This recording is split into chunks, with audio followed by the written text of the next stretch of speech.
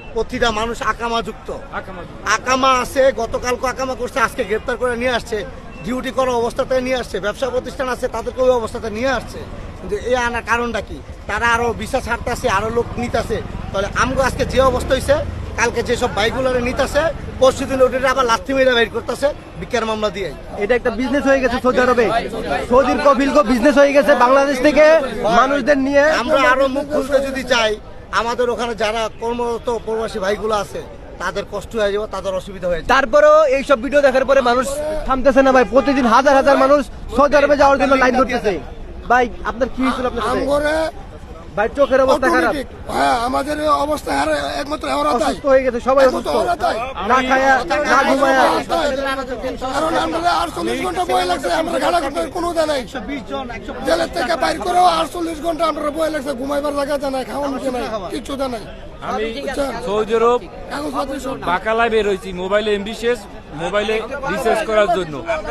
আমাকে পুলিশ জিব আকামা বলছে, আমি আকামা বের করছি।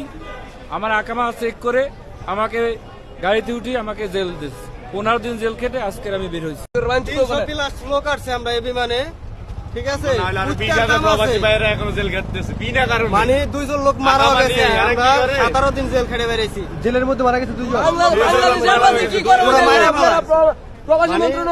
লোক মারে ফেলায় অলরেডি, কুত্তার মতো ব্যবহার করে। আমরা 3 দিন বাদে আজকে বিমানে কিছু খাবার দিছে, ওই খাবার খেয়ে আসছি। আরে ভাই কি গো, না খাইয়া মানুষটি মারা যায়। প্রায় মানুষেরই আকামা আছে, তারপরে ধরে ধরে পাঠিয়ে দিচ্ছে। নাহলে 20,000 প্লাস যারা 20,000 আছে তারা কি অসুস্থ হয়ে গেছে কিনা?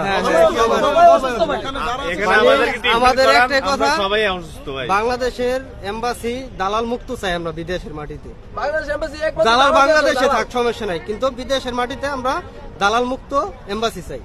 এটাই আমাদের সরকারের কাছে অনুরোধ। জেলের মধ্যে কেউ অসুস্থ হইলে, জেলের মধ্যে যদি কেউ অসুস্থ হয়, তাহলে তাকে চিকিৎসা করার নাম করে নিয়ে যায় একটা গোডাউনের মধ্যে আটকায় রাখে তারা।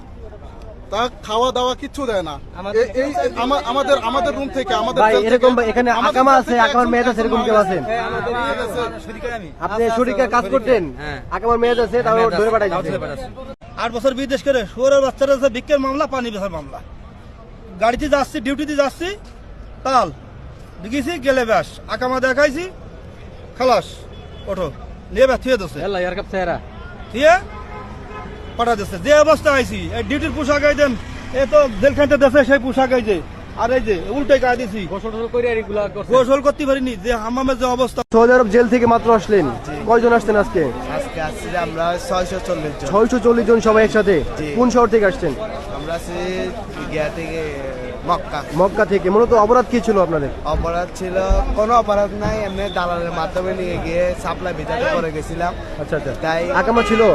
আকামা ছিল না, আকামা দিবে বলে নিয়ে গেছে, Okay. সবকিছু ওকে করে দিবে বলছে। এখন যেহেতু এখানে ছেড়ে দিয়েছে, এখন আমরা ব্ল্যাক হয়ে গেছি, তাই পুলিশ ধরে ধরে আমাদেরকে পাঠিয়ে দিয়েছে। কতদিন ছিলেন সৌদি আরবে? সৌদি আরবে মাত্র 8 মাস ছিলাম। মাত্র 8 মাস। এই পর্যন্ত কয় টাকা ইনকাম করতে পারছেন? 1 টাকা ইনকাম করতে পারিনি। কয় টাকা খরচ করে গিয়েছিলেন? 5.5 লাখ। 5.5 লাখ টাকা, মানে সব টাকা এখন শেষ, নিঃস্ব হয়ে গেলেন।